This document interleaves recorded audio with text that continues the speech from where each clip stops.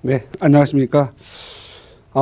지난 한 주 잘 보내셨습니까? 이렇게 묻는 이유는 같은 한 주를 보내는데도 항상 어려운 일과 또 슬픈 일들이 같이 겹치고 또 기쁜 일들이 같이 오는 것 같습니다. 호사다마라고 좋은 일 있으면 항상 우리가 경계를 해야 될 게 어려운 일, 또 슬픈 일들이 다가온다라는 거죠. 잘 되시는 분들은 항상 나름대로 긴장을 하면서 좀 나쁜 일들이 벌어지지 않도록 했으면 좋겠고, 또 지금은 어려운 시기에 놓여져 있지만 우리 인간사가 또 좋은 날이 오는 부분이 있습니다. 그래서 좀 더 긍정적으로 보시면서 노력하고 열정을 갖고 사신다면 그나마 이 100년밖에 안 되는 세상 재밌고 즐겁게 살지 않을까 싶습니다. 요즘 부동산 고민 많이 있는 시기입니다. 지금 전화 주시면 여러분의 고민 좀 시원하고 뻥 뚫리도록 풀어드리도록 하겠습니다. 전화 많이 주시기 바랍니다. 네, 오늘 이 시간 저희 차윤원 대표님과 함께 보시면서 알찬 정보들 가득 가져가 보시면 좋을 것 같습니다. 자, 아래 번호 무료 상담 전화 02-2638-3970번 계속해서 활짝 열려 있으니까요. 전화 주시고요. 또 유료 100원의 문자 상담도 받고 있으니까요. 샵 3989번 이용해 보시면 좋을 것 같습니다. 자, 여러분들의 부동산 고민 해결에 앞서서요. 꾹꾹 박사 우리 차윤원 대표님이 준비한 부동산 강의 시간 준비되어 있는데요. 대표님 오늘 어떤 명강의 준비되어 있을까요? 네, 오늘 또 명강의보다는 또 편안한 강의를 준비했습니다. 부동산 규제가 좀 많이 있고 경기 침체, 또 세계적인 서로 무역 마찰이라든가 또 여러 가지 문제들이 부동산 경기가 그렇게 좋지만은 않습니다. 불안한 시기인데 최근 부동산 가격들이 좀 올라서 혹시 너무 오르지 않았나 불안감, 또 내 집 마련 이렇게 하다가는 뭐 좀 어렵지 않겠느냐 이렇게 생각합니다. 그래서 이런 보이지 않는 호황기에 놓여져 있는 분들 한번 좀 생각하고 짚어봐야 할 시간 같습니다. 오늘은 제목을, 오늘이죠. 11월입니다. 2019년 11월에 바라보는 부동산 투자처, 서울과 지방 이렇게 나눠봤습니다. 제가 지금 지방을 벌써 한 달이 넘게 지방에 대한 관심을 갖도록 지금 말씀을 좀 드리고 있는데, 그 이유는 서울이 올랐다, 그리고 올라도 너무 올랐다라는 인식이 좀 현재 좀 있고, 또 저희가 현업에서 쓰다 보니까 실제적으로 많이 모르는 부분들이 있습니다. 반면 지방은 내렸다, 그리고 좀 숨을 못 쉬도록 많이 힘들다. 우리 부동산 투자라고 하는 부분들은 보통 오늘 사고 내일 올랐다고, 1년 내에 올랐다고 바로 파는 세계는 아니잖아요. 그렇다고 부동산 가격이 막 떨어지는 것만 있는 게 아니고 오르는 시장도 있다라는 거죠. 그래서 부동산은 보통 그래도 2, 3년 또는 3, 4년을 내다보는 시장이어야 되기 때문에 사자마자 좀 안 오르더라도 시장이 긍정적으로 바뀌게 되면 가격이 오를 수도 있다 이렇게 보고요. 지난주에는 지방 또 제주 편을 한번 다뤄봤습니다. 이제 좀 포괄적으로 5대 광역시를 좀 생각해야 될 시기인 것 같습니다. 서울의 상승기, 서울에가 바닥을 치고 올라갔던 상승기가 2013년에서 2019년이었죠. 그리고 2018년을 정점으로 가격이 꼭지에 다다랐다. 이렇게 상한, 어떻게 보면은 최고의 절정기에 도달했다고 볼 수 있는데, 가격이 조정을 받다가 서울 같은 경우에는 19년 다시 5, 6, 7, 8 다시 또 가격이 이전 고점이죠. 2018년 말을 또 뚫고 올라가는 현상을 보이고 있습니다.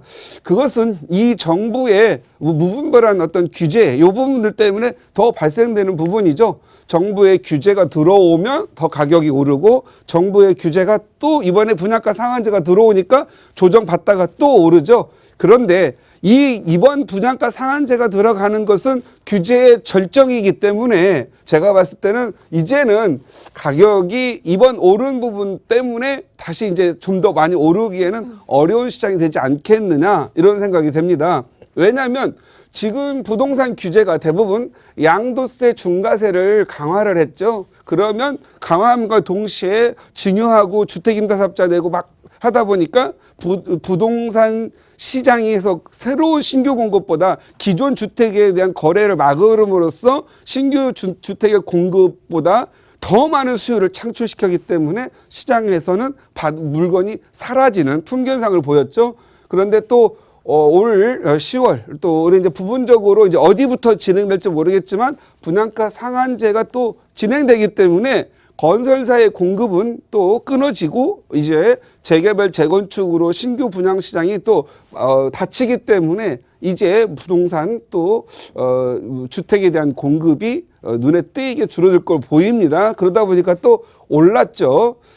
만약에 이제 이렇게 생각을 해봅니다. 이제 갑자기 규제를 이제 푼다라는 걸 또 생각을 해봐야 되죠. 예를 들어 볼까요?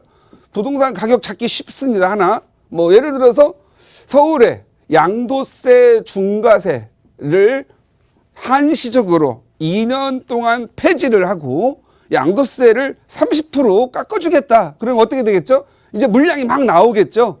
그리고 뭐 예를 들어서 없던 물량, 주택 임대 사업자를 등록한 분들도 3천만 원 물어주고라도 팔 수 있죠. 왜냐하면 양도세가 너무 크니까. 그래서 잠겨져 있는 물량이 나올 수도 있다라는 걸 또 이제 생각을 해야 될 시기인 것 같습니다. 항상 호황기가 가장 위험한 시기다라는 걸 생각하셔야 됩니다. 우리가 보통 보면은 부동산에 투자했을 때 위험은 가격이 오르내릴 때 올랐을 때가 위험기이지 바닥으로 내려쳤을 때는 오히려 투자기입니다. 그래서 지금은 오를 대로 많이 오른 시장이기 때문에 이제는 누가 갖고 있는 사람이 불안을 느끼는 시기예요. 그래서 올 1월 달에서 5월 달 사이를 보면 일단 부동산 가격들이 출렁이면서 7, 8%, 뭐 강남 같은 경우는 막 2억씩, 3억씩도 빠졌다가 다시 또 2억, 3억 올랐죠. 그래서 근시안적으로 볼 경우에는 오르내림이 눈에 가파르게 보일 텐데 전체적으로 보면은 지금 현재 가격을 유지하고 있는 걸 보실 수가 있을 겁니다. 그래서 이러한 이 가격이 많이 올랐을 때에 또 다시 올 위험들도 생각을 해볼 필요가 있다. 지금 절대적으로 수요와 공급에 의해서 공급 부분이 없기 때문에 수요는 지금 증가하는 현상이다. 왜? 규제가 좀 많아서. 그래서 만약에 말이죠, 정부가 정책을 양도세 중과를 아예 없애버리고 양도세를 20%만 양도세를 그냥 감면해주는 정책을 한시적으로 한 2억만 2년 동안 하더라도 물량이 많이 쏟아져 나올 수 있는 거죠. 그럼 공급이 시장이 충분하기 때문에 가격이 조정받겠죠. 이건 하나의 예인데 정부는 지금까지 여러 가지 규제의 일변도를 해왔지만 어느 순간에는 규제가 풀릴 수가 있다. 풀린다라면 오히려 물량이 나올 수 있다. 이런 부분도 생각을 해봅니다. 그래서 지금 저는 서울의 부동산 시장은 조정을 반드시 한번 거칠 걸로 보인다. 물론 가격이 순간적으로 오를 수 있겠지만 눈앞에서 오르는 인력이 오히려 떨어질 때는 또 인력으로 갈 수 있기 때문에 세임이다. 이런 것도 생각을 해볼 수가 있다라는 거죠. 반면에 지방의 상승기, 5대 광역시 지방의 상승기는 2010년에서 정확하게는 2010년 3월 서울의 DTI 규제가 제2금융권까지 확산될 때였죠. 그러니까 자금이 어디로 가요? 지방으로 내려갔죠. 그래서 2016년 4월까지 급격히 상승을 했었습니다. 그래서 지방에 계셨다고 해서 가격이 무조건 폭락했느냐? 그건 아니죠. 서울에 오른 거에 비해서 지방이 2016년 이후에 내렸기 때문에 상대적 박탈감이 있었는데 지방의 돈들이 이때 이익이 실현해가지고 했던 분들이 차익을 남기고 서울에 올라와서 서울의 부동산 가격을 더 올리는 역할을 했죠. 그런데 2016년 4월 이후 요것도 왜 이때 4월이라고 정확하게 말씀을 드리냐면 2016년 5월 1일부터 지방도 DTI 규제와 같은 대출 심사기준을 까다롭게 했기 때문에 이때는 지방에 내려가서 투자를 하려고 하지 않았던 거죠. 그런데 이제는 지방에 있는 규제는 규제도 아니고 이제는 서울이라는 25개구와 일부 잘 나가는 지역들은 부동산 규제 조정지구라 해서 뭐 투기 과열과 조정과 과열지구 이렇게 해서 투기 지역으로 묶음으로써 금융 규제가 더 까다로워진 거죠. 그러면 상대적으로 지방은 서울에 비했을 때 규제가 약해 보입니다. 그러면 심리적으로 사람들이 지방도 오를 시기가 오지 않겠느냐고 가름하고 있겠죠. 그런데 많이 올랐어요. 많이 오르면 서울 거 하나를 팔아서 지방 가면 5, 6차를 살 수 있으니까 여러 가지 고민을 할 시기가 아닌가. 그래서 저는 지방이 상승기에 접어들겠다라고 생각하고 지난 한 2달 전부터 이제는 지방도 투자해도 된다 해서 5대 광역시를 해라 이렇게 얘기했던 것 같은데 서울에 그러면 투자 지역이 다 사라지느냐? 그건 아니라는 거죠. 조정은 받되 폭락은 없습니다. 제가 요즘 많이 사용하는 표현이 서울의 부동산, 서울의 아파트들 부동산이 콘크리트화 되고 있다라고 리트화 되고 있다고 계속 말씀드리는데 서울의 부동산 가격은 콘크리트처럼 쉽게 부술 수 없는 장벽화가 이루어지고 있습니다. 과거에는 이렇게 보면 과거에는 산에서 광석을 캐다가 다이아몬드를 만들고 금을 만들었다면 지금은 슈퍼부자들이 많이 늘어났기 때문에 이 다이아몬드를 다시 강남이나 뭐 공덕, 용산 이런 데다 박아놓고 다시 또 콘크리트 장벽을 치고 있어서 이제는 이 콘크리트를 깨고 다이아몬드를 꺼내서 봐야 되기 때문에 겁나 돈이 많이 들어간다 이거죠. 그래서 저는 서울의 부동산은 계속 콘크리트화 되기 때문에 가격을 하락한다 하더라도 조정은 거치되 크게 폭락은 없을 걸로 보여요. 왜? 그만큼 돈이 많으니까. 이런 규제로 깨서 부동산 가격을 낮출 수는 없어요. 가격 떨어지면 살 수가 있어요? 못 사죠? 왜요? 있는 사람들이 안 파니까. 그렇다면 이건 콘크리트 장벽화가 돼 있다. 그러면 투자자 입장에서는 서울의 핵심 지역, 강남 같은 그런 핵심 지역은 이제 덜 오를 거고 주요 지역도 이제 30평대 기준, 109제곱미터 기준으로 15억, 16억 가잖아요. 주요 지역도 많이 올랐다. 그럼으로써 개발 호재라든가 주변에 업무시설이 들어가는 지역 외에는 투자성이 별로다. 그래서 삼각형 보통이다. 그렇다면 비선호 지역과 이 주요 지역의 사이에 있는 이런 부분들은 가격이 낮잖아요. 뭐 7, 8억 이하 지역. 이런 지역은 갭을 메우기 위해서 그리고 또 좋은 지하철, GTX 이런 것들이 부분 들어가고 업무시설 들어오고 학군 좋아지는 곳들은 선호도가 높아지겠죠. 그러면 서울에 살아야만 하기 때문에 이 콘크리트는 떨어지지 않으니까 그러면 8, 9억 하는 것들, 7, 8억 하는 것들은 올라가겠죠. 그래서 저는 그동안 선호도는 있으나 가격이 덜 오른 지역들로 해서 서울의 주요 지역 인근에 있는 선호도가 있는 지역들로 많이 투자자가 몰려갈 걸로 보여집니다. 그래서 서울에 같은 경우에는 선호도가 있는 주요 지역 중심으로 2011년부터 올 11월부터 19년 1월 12월부터는 계속 내년까지 시장을 주도적으로 이끌어갈 시장이다. 이 시장은 또 재미있는 부분이 임대 수요도 많고 실거주 수요도 많습니다. 그래서 이 지역은 전세가에 대한 것도 국세청이 내려다보고 있죠. 그리고 또 가격이 높다. 그럴 바에는 차라리 이런 지역으로 내 자녀들 이런 부분들을 위해서 갭 투자도 할 거다. 그래서 임대 가격이 오를 지역이면서 갭 투자가 가능하고 실거주도 잠시 할 수 있는 곳이라면 이런 지역은 가격이 오를 때가 많다. 그래서 서울은 이제는 투자 지역이 좀 더 확대되고 있다. 이렇게 보시면 될 것 같고요. 또 부분적으로 비선호 지역이지만 3기 신도시로 인해서 공급되는 지역들, 새로운 지역 인프라가 생기고 학군 백화점 들어오는 지역으로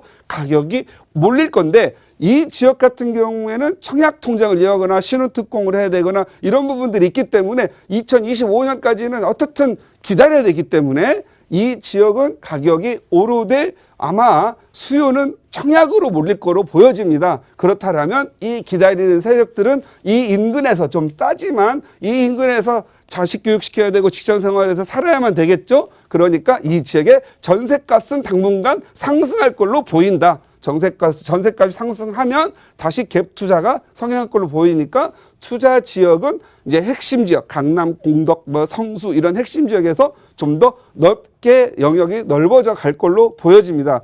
그렇다면 지방은 어떻게 되냐? 지방의 투자 지역은 지방 같은 경우에는 일단 핵심 지역과 주요 지역, 비선호 지역 세 개로 나눌 수 있어요. 서울은 크니까 뭐 좀 네 개 정도 구분이 된다면 이 지방 같은 경우에는 빨갛게 돼 있죠. 빨간 거. 핵심 지역 중심으로 오를 거다. 왜? 지방은 불안해요. 인구가 지방도 줄어들고 있기 때문에 인구가 줄어들면 이거 어떡하지? 서울로 가야지? 투자하려니까 돈이 너무 비싸요? 그러니까 아유 서울은 포기? 그렇다면 우리 동네에서 좋은 지역은 어딜까? 그래서 이 서울 지방의 핵심 지역도 분명히 강남은 있다 이거죠.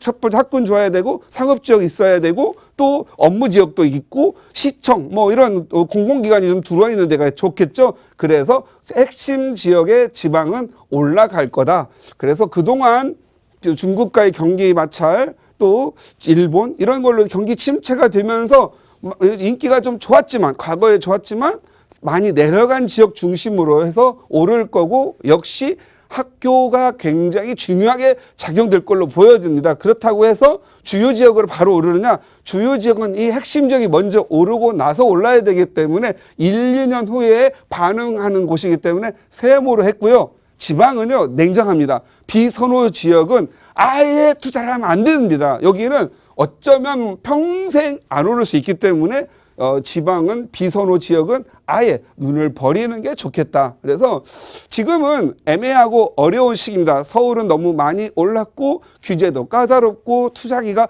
어려운 환경이기 때문에 핵심 지역은 오히려 조정을 받고 선호만 주요 지역이 아니면서 선호도가 높은 지역 중심으로 올라갈 거다. 그래서 저는 10억 이하의 33평 아파트 기준으로 10억 이하의 지역들이 좀 가격을 끌고 갈 걸로 보여진다. 지방 같은 경우에는 이제는 그동안 지방을 굉장히 투자로부터 버려진 지역으로 봤지만 지금 현재 올 하반기 들어와서부터는 지방도 어쩔 수 없이 살아야 되고 자금력이 구매력이 좋아졌기 때문에 왜 좋아졌죠? 서울을 버리고 내려갈 사람들이 생겼다라는 거죠. 그래서 지방의 구매력이 좋아진 사람들로 모여지기 때문에 지방의 강남 지역도 투자 유망 지역으로 저는 생각한다. 이렇게 말씀드렸고요. 이 부분은 제가 그 밑에 어떻게 보면은 현장에서 느끼는 부분이니까 뭐 책으로 나온 건 아니잖아요. 우리 박스 경제를 사랑하신 분들한테 그냥 귀뜸해 주는 정보로 좀 아시고 시장을 한번 대응했으면 좋겠다. 이렇게 말씀드리면서 마치도록 하겠습니다.